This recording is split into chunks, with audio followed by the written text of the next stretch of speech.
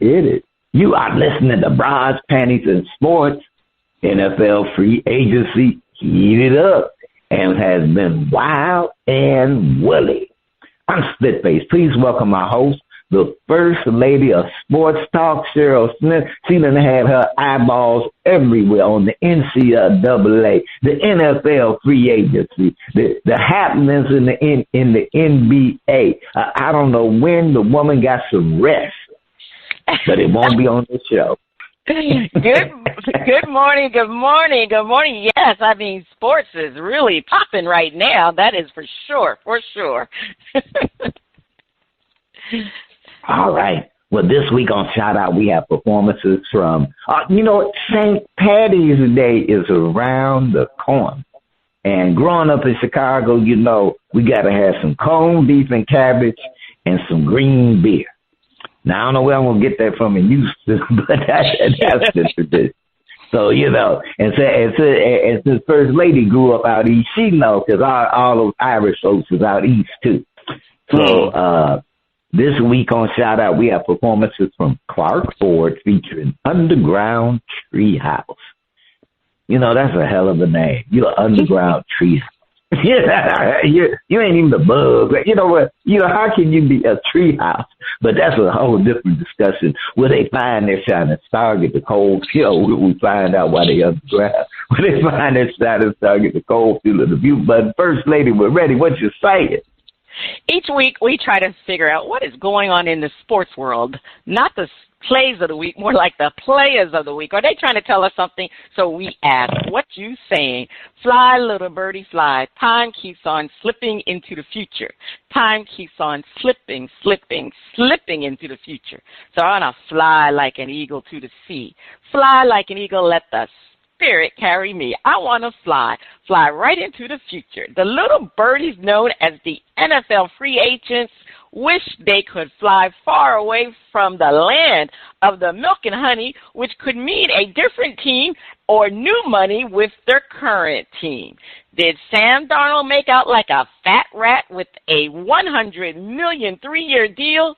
Was he the most overpaid player in free agency? Aaron Rodgers and Russell Wilson are still available. Will they be playing next season, and for whom? Is the biggest surprise of free agency Geno Smith being traded to the Raiders?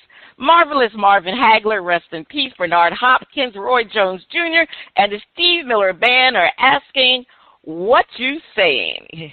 Well, I'll tell you something, Spitface.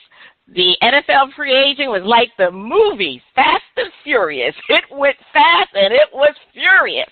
Now, did Sam Darnold make out like a fat rat? Absolutely no, he did not make out like a fat rat. He's only making $33 million per year, and only $55 million was guaranteed. Sam Darnold's salary is the going rate for players that were on the brink of being out of the league, but had a monstrous comeback, monstrous comeback. He had a major comeback. He played his behind off last season, similar to what Baker Mayfield did. If you remember, Baker Mayfield was almost out of the NFL. Then he played for Tampa Bay and did well. And he did well with San Francisco. So guess what? They both have the same contract, very comparable. It was $100 million, $33 million per year. So that's what they did, and I don't think it's it's overpaying them. I really don't. It's not overpaying, especially when Dak Prescott is making $60 million per year. That just tells you where their salary is. It's a middle-to-road type of salary. Darnold now is the 17th ranked quarterback in terms of salary. So he wasn't overpaid. I think he was paid appropriately. All right, the two quarterbacks. The two quarterbacks. You mean the two dinosaurs, Rodgers and Wilson? Will they be playing next season? Well, let's just say they are doing their due diligence to see which team they will be on. Personally, I think Aaron Rodgers will be the first to receive a contract because, he's the one who has to make the decision which team he's going to choose. He's been talking to the Steelers. He's been talking to the Giants. I think Russell Wilson has been talking to the Steelers. He's been talking to the Giants. So whatever Rodgers decides, if he decides he's going to go with the Steelers, guess where Russell is going to? Russell's going to go with the Giants. It's sad to say, but that's where they are in the career. It's sad to say that, that these two, and they are dinosaurs. They are, they still can play. But I look at it, to me, there's other quarterbacks that are still free agents. Personally, Jameis Winston is available. And I personally think Jameis Winston, to me, is better than, at this stage of the game, Jameis Winston is better than Aaron Rodgers and Russell Wilson. That's how I feel about it. Now, we all know Jameis Winston has a knack for throwing the ball to the other team. I mean, maybe this will be the year that he can cut down his interceptions, He scored just as much for the team he's on as just as much for the team he's playing against. I mean, that has been a problem that has sidelined him his entire career. But at least he can throw that rock. He can throw the ball. I think he can move around more than Rodgers and Wilson.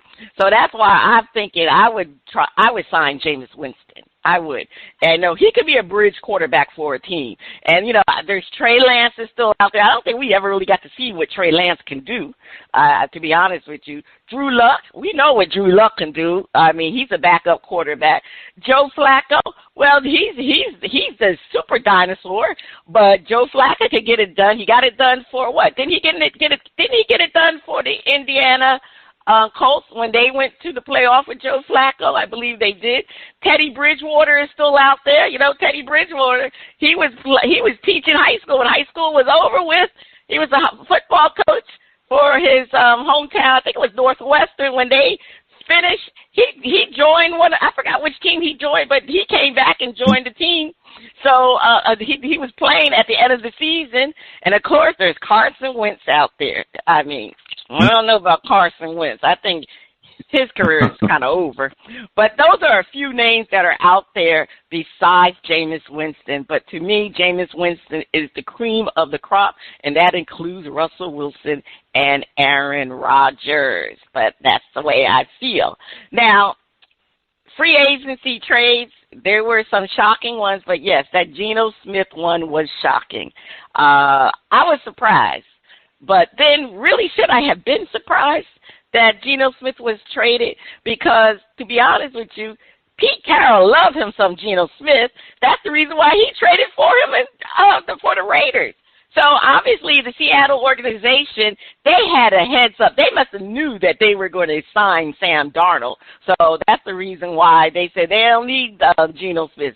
Then and the new coach that played, the new coach that was on the team, Mike McDonald, he did see a year of Geno Smith, and he said, "I guess I'll take Sam Darnold over Geno Smith." So that's the reason why that trade went down. But Pete Carroll wanted him. So he probably was the only one in the Seattle organization that wanted Geno Smith. Geno Smith is another one who really came back from almost being out of the league to where he is now. So he works well with Pete Carroll. So let him go over to the Raiders, and the Seattle Seahawks, they have Sam Darnold. So, spit face it, this has been a very interesting free agency. There's still some very high caliber wide receivers that are still on the board. Did you know that? I mean, Amari Cooper is there. Who would have thought that? Stephon Diggs is still there. Of course, he's coming back from a major knee injury, so maybe that's why he's still on the board. So, but there's still some high-ranking people still out there for teams to get. Maybe they're asking a little bit too much. But anyway, the free agency will continue on. All right, Spitface, what are you talking about? First Lady, first off, when you were talking about the dinosaurs, it made me go back to singing Barney songs. That's how much the dinosaur Aaron Rodgers and Russell Wilson are, and both of them now. I know you said that Aaron, either the Steelers or the Giants, but he may come do a full Brett Favre, the Jets and then to Minnesota. So it could be that same circle, but we shall see. And I'm, looking at it, one, Russell, he can play, but he's not a top tier quarterback anymore. He just ain't. And, he can throw the ball well, but nothing exceptional. That the as the song say, the thrill is gone, Russ. And someone may and bringing him to your organization is overpaying him, because at this point he's just not the guy. And unless you got a great offensive line, what you're looking at is he's not going to take the sack, but you're getting a lot of the ball being thrown out of bounds. And you're getting a lot of no mobility, and it's just not there. So I'm with you, First Lady. The better option would be having at least a Jameis Winston. Okay, you gotta, because you never know. He does have skills, talent, and could be the year that he finally learns to throw the ball away a little bit like Russ and not give it to the other team. So that would be the better check. Yeah, Aaron Rodgers, it's sort of like with Tom Brady. Each year you're going, he's going to hit the wall. He's going to hit the wall. Well, Aaron Rodgers has actually hit the wall. It's just that he's had a lot left in the tank and come on strong. But it's inevitable. He's going to have a certain injury, and it doesn't have to be anything catastrophic, but it's going to take him out. And that's going to disrupt the rhythm of your team. And, hey, that wall is still lurking there, the next wall. And I'm like, at this point, sit both of them down. And, just sit both of them down. And Pittsburgh, you might have to work that strategy of, we don't like having a losing season, but maybe we need a losing season so that we can get a higher draft pick or be able to roll with something and get something, and maybe in the 2026 draft, get us a quarterback and quit messing around. So some kind of deal, something's got to get worked out. But leave Aaron Rodgers and Russell Wilson. Just leave them alone. Leave them alone. Now, Sam Darnold made out like a fat rat because he had one good season and was because like he said, his butt was almost out of the NFL. So he lucked up and made some money on a Seattle team that gave away all their weapons. So good luck with that, Sam. But I won't say he was overpaid from the sense of was he overpaid player. No, First Lady, I agree with you. He got about what he was going to get. And but I'm like, I'm scratching my head that Minnesota didn't work out something so that he can be that bridge, because they got an upcoming quarterback. So, I'm still surprised Geno went to the Raiders, and probably for me, that and Sam Darnold with a 2 bits. That was it. That's all I'm saying, First Lady. Did First Lady's new equipment get her muted? You can't hear. Let's see. Am I muted? I hear Can you hear now. me? Okay, I'm sorry about that. You hearing me now? All right. I was saying, Geno to the Raiders was shocking, but I'm not surprised that Minnesota did not re-sign Sam Darnold because they had J.J. McCarthy, and they know that he is their quarterback of the future. And keep in mind, he had the injury, so they know where he is in his rehabilitation, so his rehab. So they know where he is. So they obviously felt strong that he was going to be able to play this year. So I think, they made the right decision, because if you're going to keep Sam Darnold, you expect him to play the entire year. You're not going to pay him a lot of money just to play a portion of the year. So I think that was a smart move on their part. So we shall see. All right, Spitface, over to you. Don't call it a comeback. I've been here for years, rocking my tears and putting suckers in fear, making the tears rain down like a monsoon. Listen to the bass go boom. Explosion, overpowering, over the competition, I'm towering.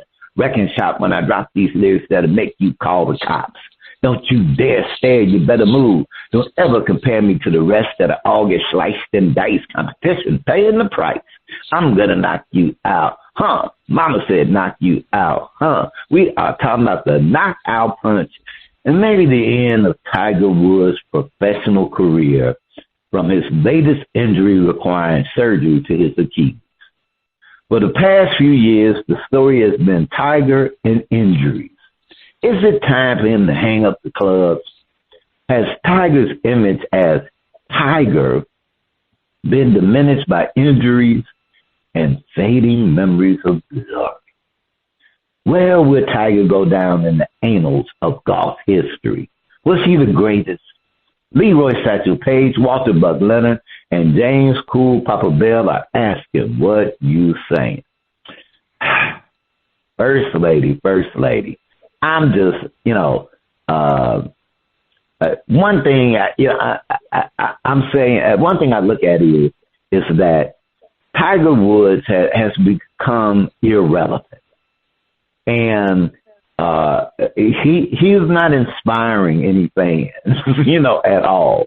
And there was a little bit of period, and it's been a while, where Tiger's back, and and he won another green jacket, but that's been a while. And now it's like in these sports, it's a younger person's game.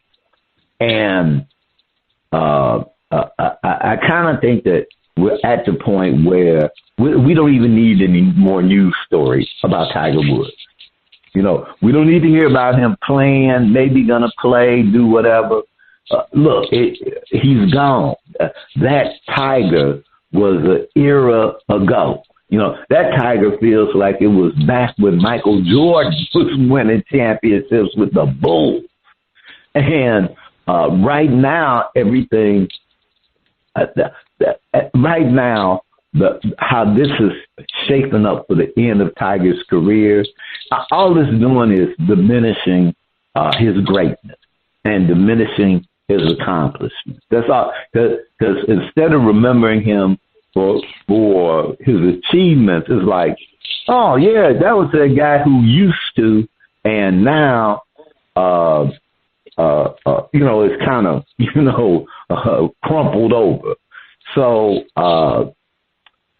he will go into the annals of golf history as one of the greatest, but he needed a couple of more wins to break the record, and that would have been the cherry on top to have him as the greatest.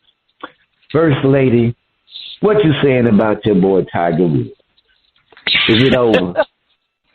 Oh, my goodness. You can hear me now again? I just want to make sure. You got new equipment. Tiger's career, can you hear me? Yes, ma'am. Okay, good. Okay, I just want to be sure because I got to talk about my booth. All right. Tiger's career has been up and down from 2009 when his personal life spiraled out of control with the womanizing, addiction to pain medication. We know all the situation. He fell to the depths of being on the bottom. After this, he made a miraculously comeback to win the Masters tournament in 2009. It was the first major in 11 years. He was actually 43 years old when he won that tournament. No one expected him to win. Then after that, all of the his personal redemption, the Master, when he was a near-death accident 2 years later in 2021. He almost had his leg amputated. He hasn't won a tournament since then, but he did have his best performance at the Genesis Invitational in February 2023. Believe it or not, he tied for 45th place. Now, we all know being 45th place is not great, but consider where Tiger was. That was quite well because prior to that, he was missing cuts on multiple tournaments. So, my boo is still, though, one of the greatest golfers of all time. I mean, he is kind of irrelevant now. He's more, when it comes to playing golf, he's more relevant when it comes to the business of golf versus playing golf, with all these different tournaments and what's going on. That's where Tiger now is really known for. To me, though, when you're talking about the greatest of all time, the GOAT, Tiger Woods versus Jack Nicklaus is like LeBron versus Michael Jordan.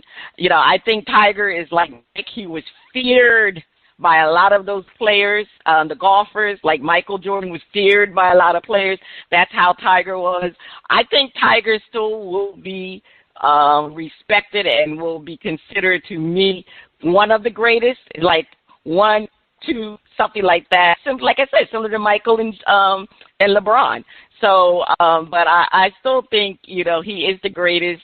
And even though he's had all of these major setbacks, he still has a chance. He made to tie Nicholas. I don't think he's going to make it. Years ago we had talked about this before. I think he was 4 away, and I mean, surprising that he had won the Masters. So it's possible. I think it's possible. But I mean, I see Tiger eventually, obviously, going on the senior circuit. I don't know. You see Tiger on the senior circuit? Yeah, I do see him on the senior circuit. But he still wants to do the regular circuit. But, Tiger is Tiger. But I have to say something to my boo. Take this to heart. Please, just follow Jamie Foxx's, he did a Netflix special, and Jamie Foxx said something that I think Tiger needs to take to heart, because it's been rumored, just heard about this rumor, that Tiger is now dating Donald Trump's ex-wife, Vanessa Trump. Tiger, you don't want to go do that. You don't want to be part of any Trump universe, okay? And for those who know what I ain't going to say it. I'm not going to say it, but Jamie Foxx said it on his Netflix stand-up, and he used to be like Tiger. So that's all I'm going to say, Spitface. I'm going to leave it at that. Sometimes you need to leave stuff alone. Okay, First Lady, you have the last word. Please take us to break.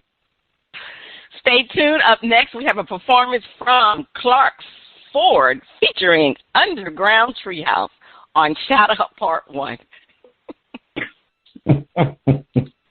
Oh, Tiger.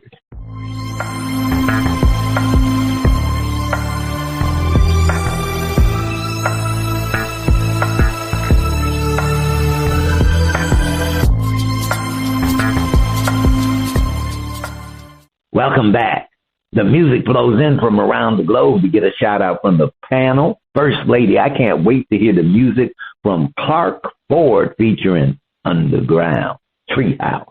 On Shout Out, we feature new independent artists who are looking to find their shining star. If we like what we hear, we'll give the track a shout out. If we don't like it, we hit the mute.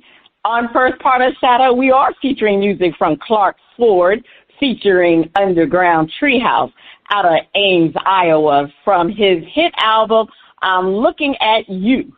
They say Clark Ford is an award-winning songwriter from California living in Iowa. He writes songs in several genres, including pop, country, rock, sacred, jazz, and blues. All right, DJ, let's hear the track from his hit album, Unconditionally. You don't have to tell me you love me, but I wish you would. You don't have to buy expensive things for me. You don't have to go shopping with me or watch chick flicks with me. You don't have to spend all your free time with me, because I love you unconditionally. Well, I don't ask you to do anything for me, but I won't let you walk all over me. And even though I love you unconditionally, I still wanna be loved just for me. You don't have to call me, but I wish you would.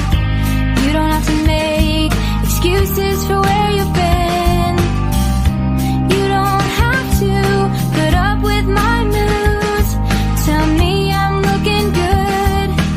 You don't always have to agree with me, because I love you unconditionally. I'm gonna be here for you, not because I'm desperate. I'm gonna be here for you, not because I think you're hot. I'm gonna be here for you, not because I want something, but because I love you unconditionally. Well, I don't ask you to do anything for me, but I won't let you walk all over me. And even though I love you unconditionally, I still wanna be loved just for me. I want someone who gets me and wants to be with me. I want someone who cares about me.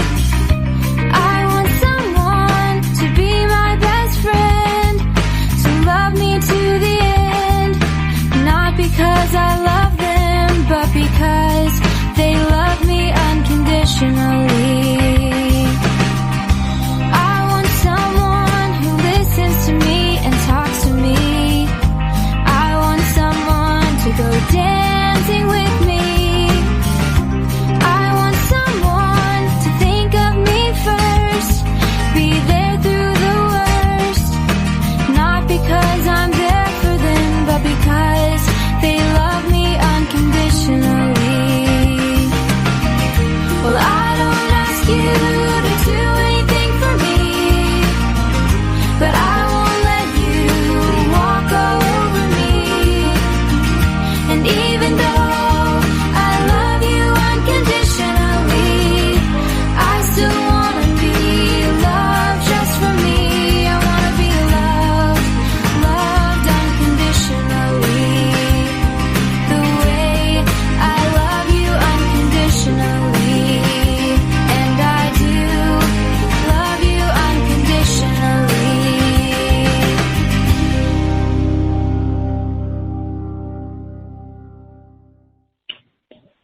Spitface, is Unconditionally getting a shout out, or you're going to hit the mute button? I kind of like unconditionally. Sometimes it's nice to have something with no conditions. I'm giving it a shout out. All right. Yeah, I want to shout it out, too. I thought it was great. Now, obviously, Clark is the writer of the song, because obviously a female was singing the song, and I thought her voice was really good. And the words of the song are excellent, too. So, yeah, he is a great songwriter, but I would like to know who the singer is. I said that, I guess that's the Underground Treehouse, the group called the Underground Treehouse. They got a good, strong lead singer there. But anyway, I'm definitely shouting it out. On part 2 of Shout Out, we'll featuring another performance from Clark Ford featuring the Underground Treehouse. Is that the sound of our favorite underwater friend? Is it time for Flip It?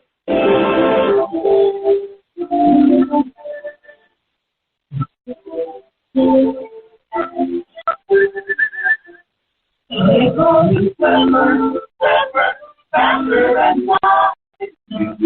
No one you see is smarter than me. And we are missing a world full of wonder. I never see.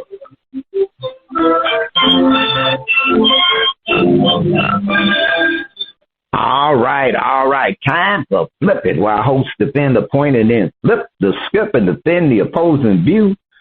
Recently, LeBron James had a few choice words for Stephen A. Smith of ESPN. LeBron said, "Keep my son's name out your mouth." Should Stephen A. stop commenting about the young player or treat him like anyone else? Our panel defend. Stephen A. should do as LeBron stated. There are plenty of real sports topics to talk about. First Lady, now I know First Lady is a Stephen A. fan, and there are many Stephen A. fans out there. Now I'm not a Stephen A. fan, and it's more a matter of style. I'm not particularly into his style, but he all right. I ain't hating on him, but sometimes you have to look at a situation for what it is, and get that. This is not something that I really need to bring up.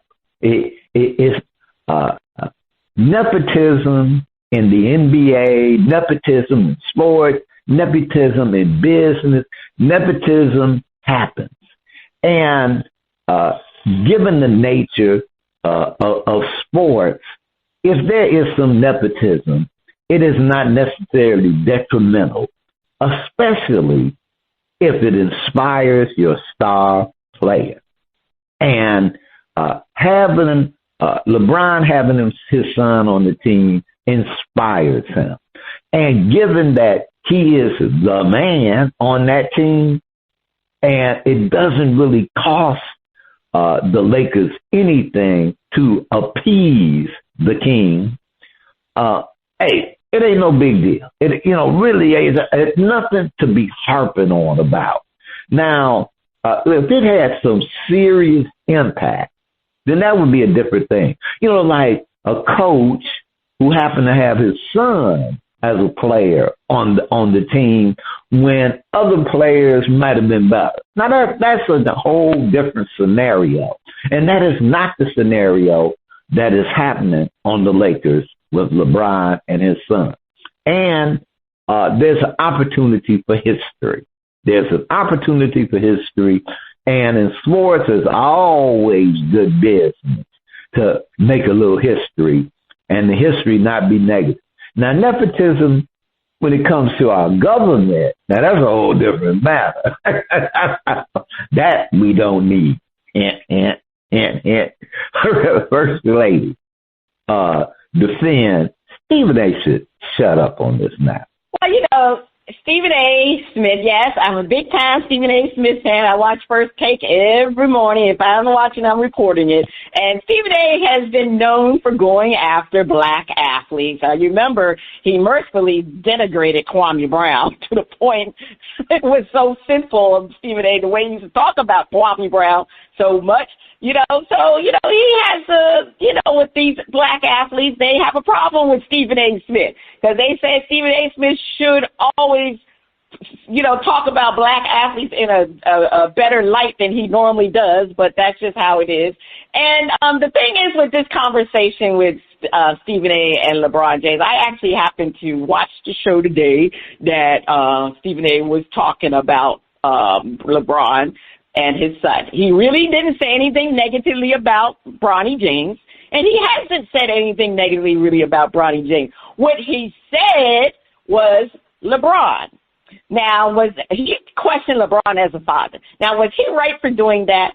Obviously not. You don't ever question a black man about his ability to be a father, because we know how much the media and society alone does that. They always put black men as a negative in a negative light when it comes to fatherhood. And this is where Stephen A. really missed this whole situation. He needed to not discuss LeBron as a father. And I think that was the main issue that LeBron had. So was LeBron right for checking him? Yes, he was right for checking Stephen A. Smith. Now, should he have done it the way he did it? Maybe not, but that's the way it is. But LeBron was right. Don't come after me as a father to my son. And that's the whole point of the situation. So, yeah, Stephen A. does need to shut up. All right. Now, this is a script, so we had to flip the script. And let's do that. Descend. LeBron might be the king of the court, but he ain't the king of the media and sports writers.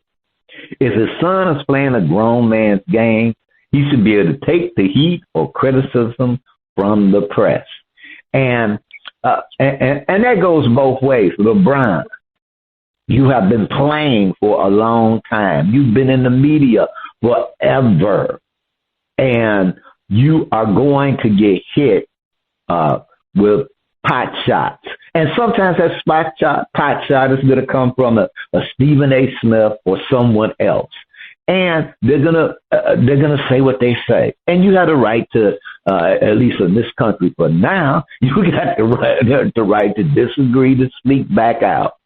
But you can't tell a member of the press.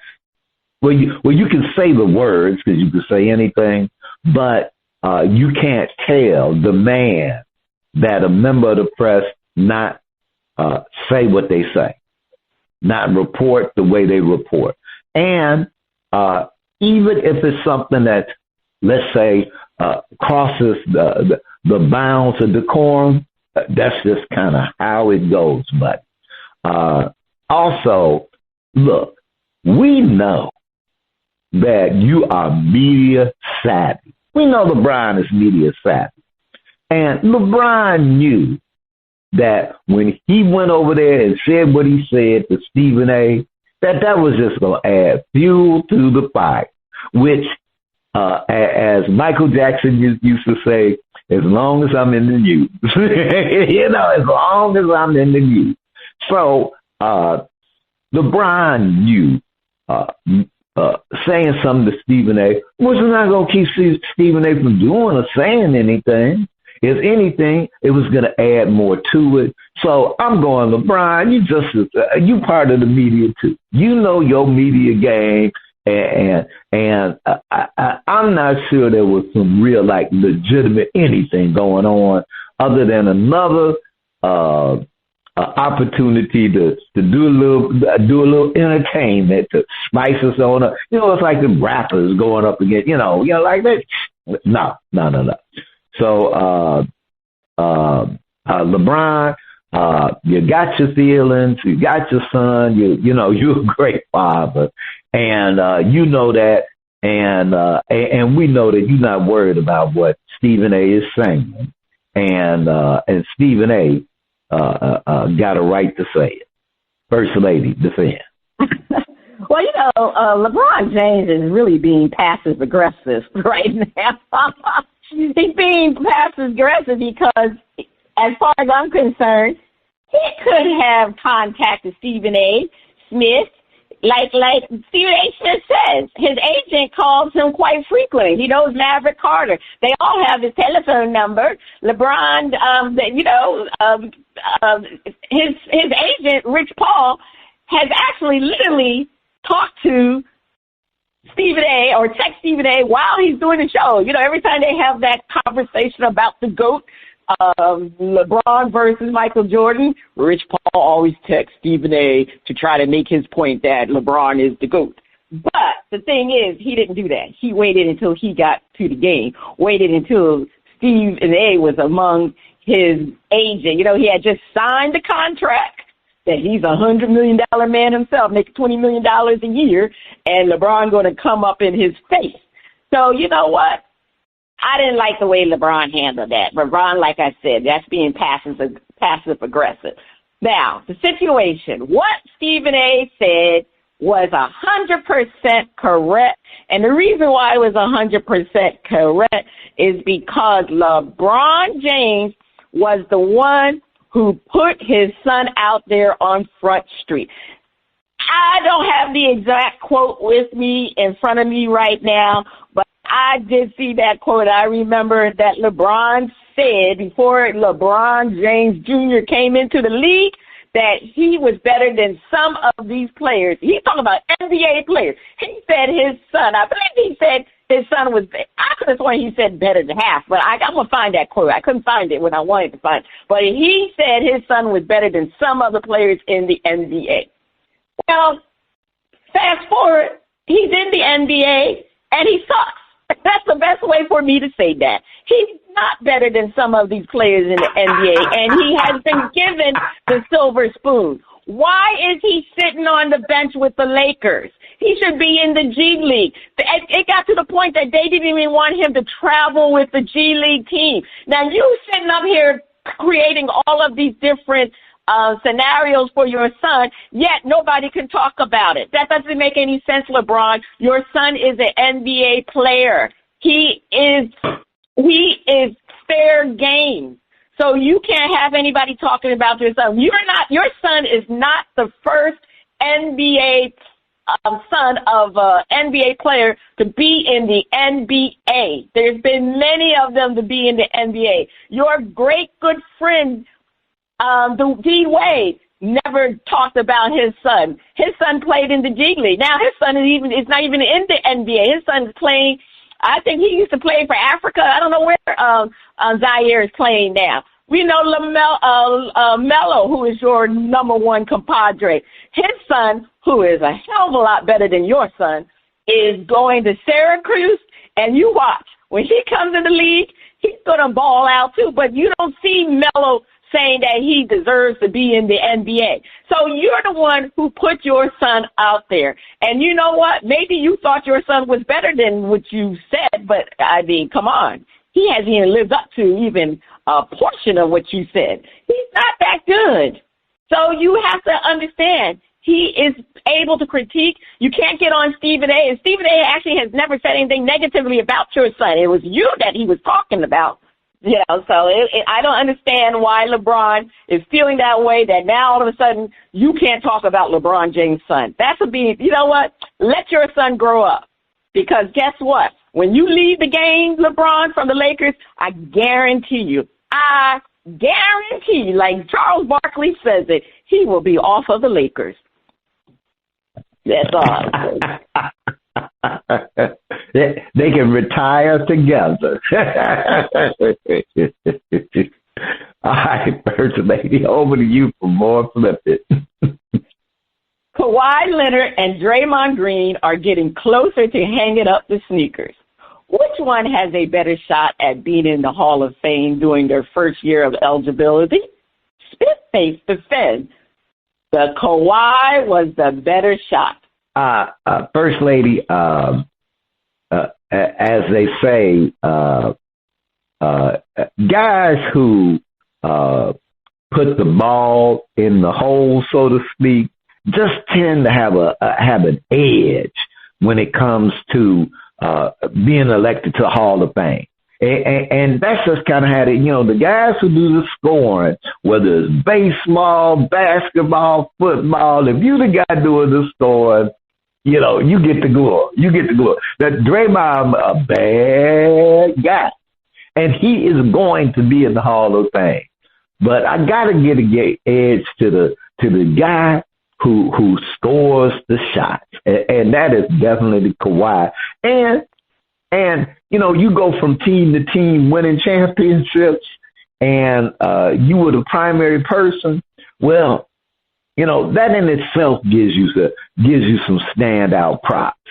So, you know, I would just say that now Draymond, he is. I mean, you go, hey, he is a Hall of Fame player, and Kawhi is a Hall of Fame player. But when it comes down to who gets selected first, usually, as I've already said, the guy who's scoring the points will be there, and probably the closest to a guarantee was as far as a defender was Dennis Rodman.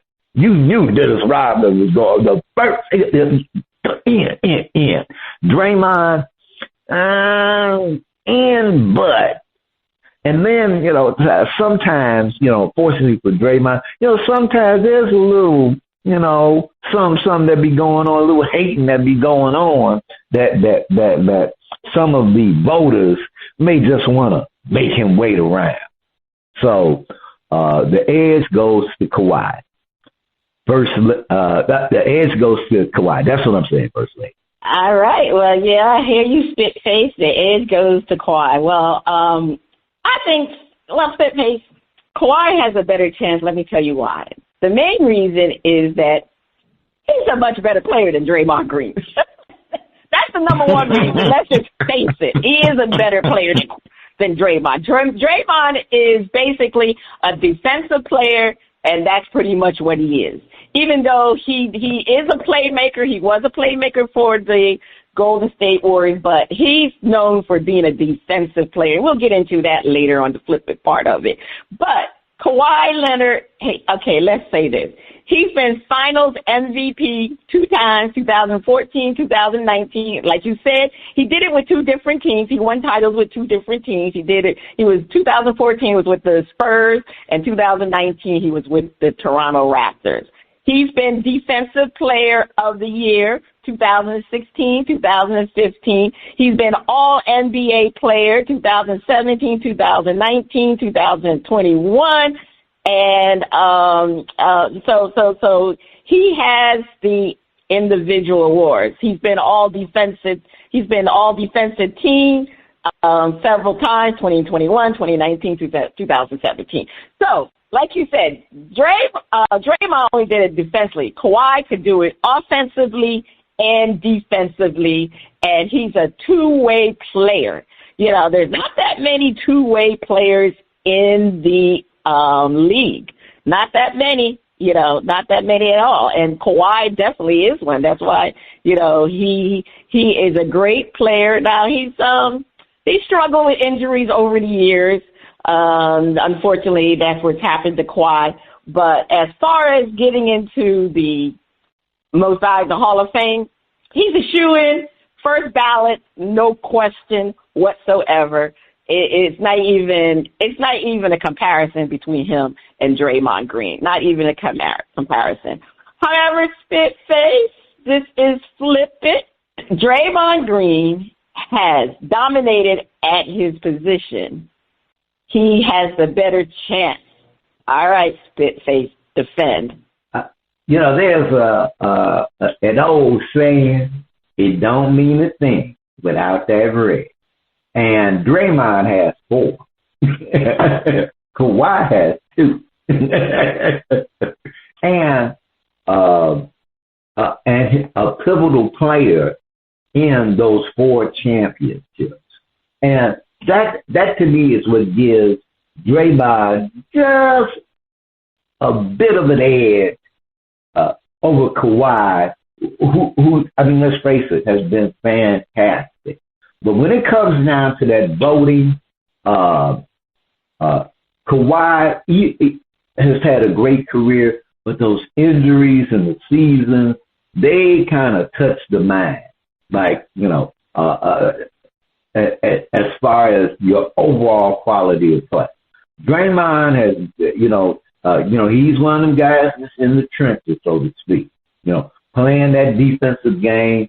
And there were times when he had some critical offense going on to help those Warriors win those championships. But 4 rings beats 2 rings. And 4 rings, and you were certifiably a player that made a difference for your team to win those championships. Got to get an edge to Draymond. Got to get an edge to Draymond, Jamal Green. First off, he's Jamal. You got to give Jamal a break. So Draymond has the edge. 4 rings. 4 rings. Well, that's what you said, 4 rings, and that's all that matters, really, because they always talk about the rings, the rings, the rings. The rings are everything when it comes to the Hall of Fame. So, Spitface, when I look at Draymond, he is one of the greatest defensive players. He definitely is. He won the defensive player of the year in 2017. He's been on NBA all defensive team 2023, 2022, 2021. He's made all NBA team 2017, 2016. So yes, he was the Big Ten Conference Men's Basketball Player of the Year. So he's done it all. He's won awards. And yes, offensively, he may not be the same as Kawhi Leonard, but he does have those 4 rings. He got 2 more than Kawhi, like you said, and that makes a big difference. That makes a difference for him to be a first ballot Hall of Famer because he was instrumental in ensuring that the Warriors won those championships. Because believe it or not, people think it was offensively Stephen Curry, but it wasn't Stephen Curry. It was Draymond. Draymond was the catalyst. The offense always ran through Draymond. People never realize that about the Warriors. The offense ran through Draymond. If you remember when Draymond was out with the suspension, then he got injured. You remember how bad the Warriors looked while Draymond wasn't there? That was the reason why, because the offense runs through Draymond. Even though he doesn't shoot the ball, he's the facilitator. He's the one that makes their offense flow. So that is the reason why Draymond is a good offensive player, but he's not a scorer. That's the big difference. But, hey, being a good offensive player as far as facilitating the Warriors' offense, you got to give kudos to Draymond. And we can't say anything bad about him defensively because he is the man defensively. So, yes, he will get that shot as the first ballot Hall of Fame, and he just deserves it just as much as Kawhi. So, anyway, it was kind of unfair for us to try to make both of them, pit both of them together. But I say Draymond could get into. All right, Spitface. Please take us to break. On the other side of the break, we have another performance from Clark Ford featuring Underground Treehouse on Shout Out Part 2. Please keep your ears glued to those.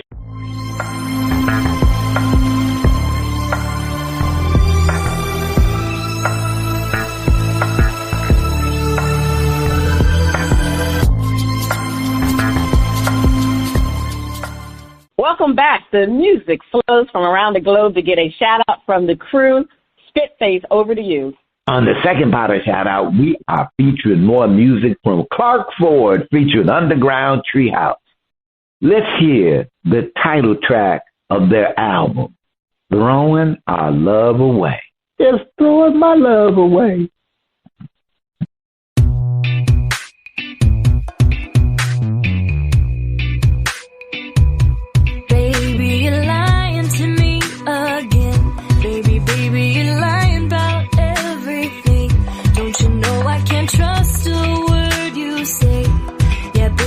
Throwing it all away. Baby, you're lying to me again. Baby, you're lying about where you've been. Don't you know I can't trust the word you say? Yeah, baby, you're throwing our love away. Throwing our love away. You're going out on me. Breaking all of the promises you didn't make. Then you come crawling back to see if I didn't even notice you were gone. You're going out on me, and I've tried to forgive and pretend I didn't see. But there's no going back when you won't even own what you've done. Baby, you're lying to me again. Baby, you're lying about everything. Don't you know I can't trust a word you say? Yeah, baby,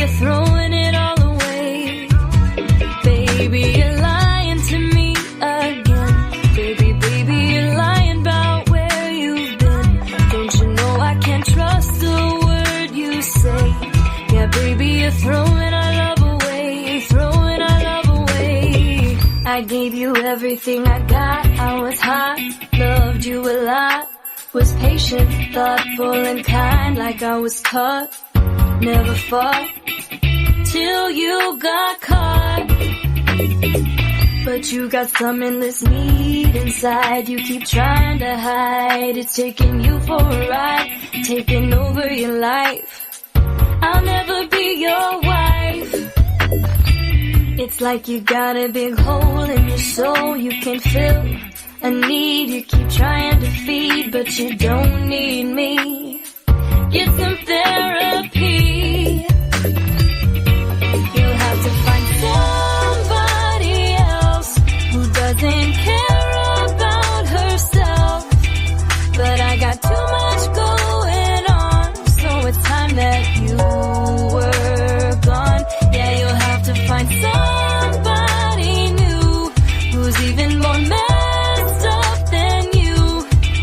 I've got a lot more self-respect than back when we first met.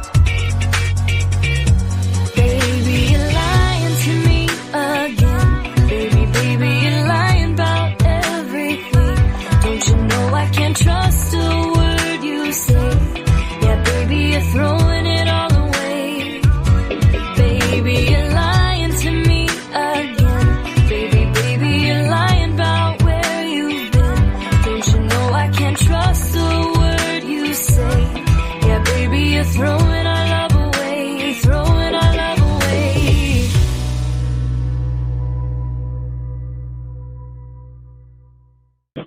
All right, that was Throwing Our Love Away. First Lady, what's the verdict? Oh, I'm shouting it out. I'm telling you, I like the underground Treehouse. I mean, that's the group that's singing. So I definitely enjoyed the young lady's voice. She sounds great.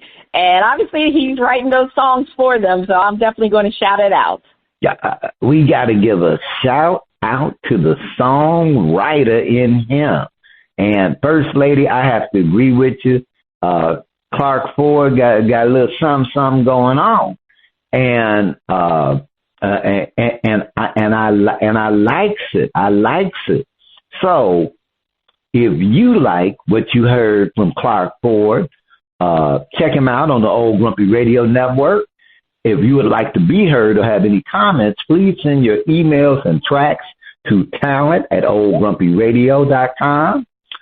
First Lady, over to you. All right. Spitface, what is your top story to watch this week? Selection Sunday. Okay, Selection Sunday. Well, my top story. Okay, go ahead. I'm sorry. Oh, that was it. Who's in, who's out? Okay, well, my top story to watch is what we talked about earlier. Who is Aaron Rodgers and Russell Wilson going to sign with?